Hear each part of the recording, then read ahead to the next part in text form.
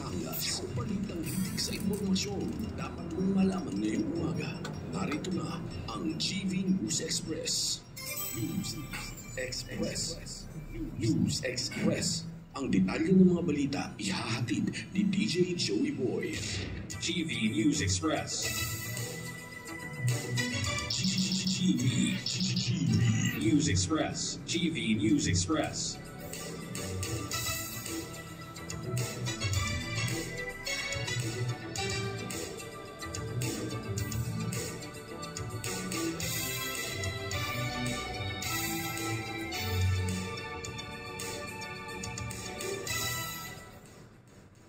Oras sa buong Pilipinas, 7 minuto o 21 minuto makalipas ang alas 7 ng umaga at narito na ang mga balita sa oras na ito. GV News Express.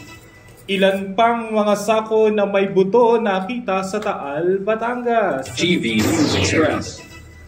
Kaso ng missing sabungeros iimbestigahan ng Quadcom.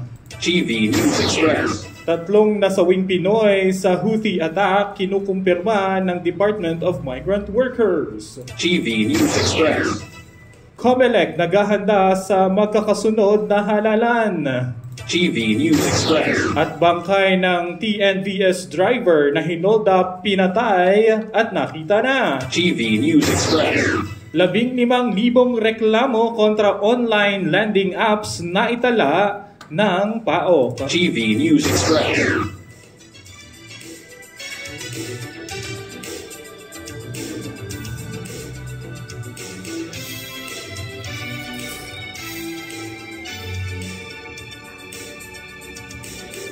GV News Express. Sa detalye ng mga balitang yan, ka-Vibes, kinumpirma kahapon ng Philippine Coast Guard o PCG na may ilan pang mga sako silang nakuha sa ilalim ng Taal Lake. Kasunod na rin ito ng nagpapatuloy na pagsasaliksik ng mga otoridad sa mga missing sabungeros na sinasabing itinapon sa naturang lawa. Nabatid na hindi pa naman batid ng mga otoridad ang laman ng mga naturang sako na pinagsisikapang maiahon lahat ng mga divers. Una nang sinimula ng Philippine Coast Guard ang paghahanap sa missing sabungeros kamakalawa. Isang sako ang kaagad nilang nadiskubre na sinasabing naglalaman ng mga hinihinalang sinunog na buto ng tao. Nabatid na ang mga naturang buto ay nakatakdang isailalim sa forensic examination at DNA testing bago magkaroon ng konklusyon dito. Natagpuan ng isang team ng PNP-CIDG ang unang sako ng buto, ilang metro ang layo sa baybayin na ibinatay sa impormasyong doon ang posibleng jump-off point nangyari, habang ang mga kinatawan ng DOJ at PCG mula sa 100 metro ang layo ay gumamit ng maliliit na bangka para alamin kung ano ang natagpuan. Samantala, target naman ka-Vibes ng House Quad Committee ngayong 20th Congress na dinggin ang issue ng mga nawawalang sabungero. Ayon kay Manila 6th District Representative Benny Abante, masasakop ng usapin ng extrajudicial killings o EJKs ang kaso ng mga nawawalang sabungero. Posibleng imbitahan na bilang resource person si Julie Patidongan alias Totoy na whistleblower ng kaso. Nauna nang sinabi ni Patidongan na itinapon sa Taal Lake ang mga labi ng mga biktima. Dagdag ni Abante, iimbitahan din si Atong Ang na itinuturong umano'y mastermind sa kaso ng una na ring pinabulaanan ng negosyante. Matatandaan na noong 19th Congress, bukod sa issue ng EJKs, ay iniimbestigahan din ng Quadcom ang operasyon ng POGOs at illegal drugs. GV News Express.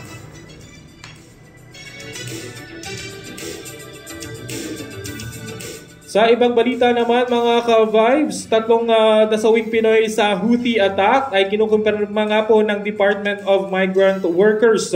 Kinukumpirma nga mga ka-Vibes ng Department of Migrant Workers ang ulat na may tatlong Pinoy na nasawi sa barkong MV Eternity Sea na inatake at pinalubog sa Houthi rebels sa Yemen. Ayon kay Kakdak, 22 ang crew ng MV Eternity Sea, 21 dito ay mga Pilipino at 5 ang nakaligtas sa paglubog ng barko. Ang mga nakaligtas namang 5 Pinoy ay dinala sa isang ligtas na lugar at tiniyak ang lahat ng kinakailangang tulong para sa mga ito. Habang isinusulat ito, 3 pang Pinoy ang iniulat na na-rescue. Samantalang sinuspindi na ng Department of Migrant Workers ang lisensya ng Manning Agency at principal ng mga tripulanteng Pinoy ng MV Eternity Sea.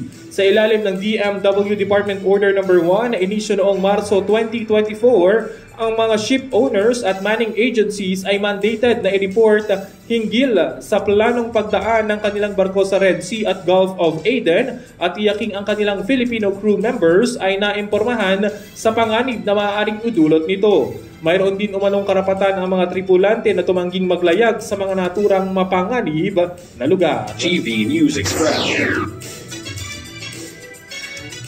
Samantala, usapang eleksyon mga ka-vibes, tuloy-tuloy ang paghahanda ng Commission on Elections o COMELEC para sa nalalapit na 2 eleksyon ngayong taon. Gaganapin ang Bangsamoro Parliament Election sa darating na Oktubre habang ang Barangay at Sangguniang Kabataan Elections o BSKE ay sa Disyembre. Sa isang panayam, sinabi ni Attorney John Rex Laudianco, tagapagsalita ng COMELEC, na bagamat magkasunod lamang ang eleksyon noong Mayo at ang nalalapit na eleksyon sa Oktubre, kinakailangan pa rin nilang baguhin at i-update ang software na gagamitin para rito. Dagdag pa niya, magsasagawa ng field test sa July 19 habang ang mock election naman ay sa July 26. Samantalang pagdating naman daw sa usapin ng Barangay at Sangguniang Kabataan Election, naghihintay pa raw sila ng development dahil may ilang panukalang batas na humihiling na ma-postpone ito. Dahil hindi pa naman daw batas ang hiling na pagpapaliban, tuloy pa rin ang kanilang paghahanda at sa katunayan nga, mula Agosto 1 hanggang Agis ay magsasagawa sila ng voters registration para sa Barangay and Sangguniang Kabataan Election. TV News Express. Update naman tayo mga ka-vibes doon sa TNVS driver na hinold up at pinatay matapos nga po ang 3 buwan ay natagpuan na ang bangkay ng Transport Network Vehicle Service o TNVS driver na si Raymond Cabrera na hinold up at pinatay noon pang Mayo. Ang pagkakadiskubre sa bangkay ni Cabrera ay kasunod ng pagsuko ng 3 suspect na nasa edad 24, 30 at 33 na pawang residente ng Tondo, Maynila. 2 dito ay magkapatid. Kasama ang National Bureau of Investigation o NBI, tinungo ng mga suspect ang barangay Batitang, Zaragoza, Nueva Ecija kung saan natagpuan ang bangkay ni Cabrera. Nabubulok na ang bangkay ng biktima. Huwebes ng gabi nang sumuko kay Manila Mayor Francisco Isko Moreno Domagoso ang mga sospek at inamin ng mga sospek ang krimen at humihingi ng kapatawaran sa pamilya. Batay sa investigasyon, sumakay ang mga sospek sa biktima sa Parañaque at nagpahatid sa Molino, Cavite, subalit natuklasang nagpaikot-ikot lamang ang sasakyan sa Cavite kung saan isinagawa na ng mga sospek ang krimen. Sa dashcam ng sasakyan ng biktima, maririnig na hindi na ang biktima ang nagmamaneho. Dinig din ang pag-uusap ng mga sospek sa ginawang pagpatay sa biktima. Nang mapatay ang biktima, dinala ito sa barangay Batitang at iniwan hanggang sa umabot sa Valenzuela City kung saan inabandona ang sasakyan. Nabatid ng mga sospek ang mga sospek ay unang sumuko sa kanilang punong barangay at kay 2nd District Councilor Awi Sia na sa pakikipagtulungan ng Manila Police District at Northern Police District. Na i-turn over na ni Dumagoso sa National Bureau of Investigation o NBI ang kustodiya ng mga sospek. Sinabi naman ng mga sospek na disgrasya lamang ang lahat at humihingi sila ng tawad sa pamilya ng biktima. TV News Express. Usaping lending apps naman tayo mga ka-vibes. Aabot nga sa 15,000 ang reklamo na natanggap ng Presidential Anti-Organized Crime Commission o PAOK laban sa iba't ibang online platform. Kaya mas pinaigting na crackdown laban sa mga ito. Ayon kay Executive Director Undersecretary Gilbert Cruz, matinding harassment at mental distress ang dinudulot ng mga ito sa mga borrowers na hindi makabayad.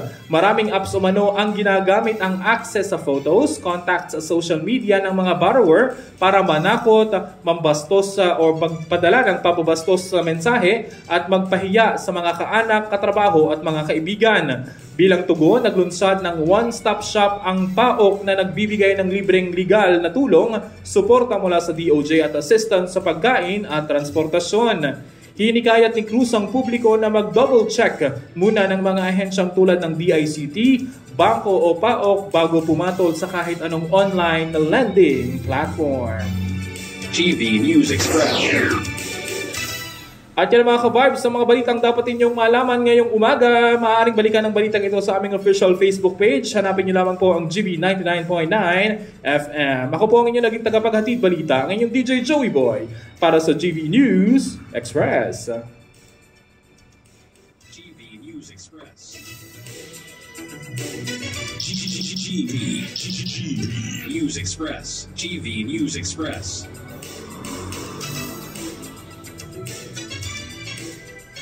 TV 99.9. Your good vibes.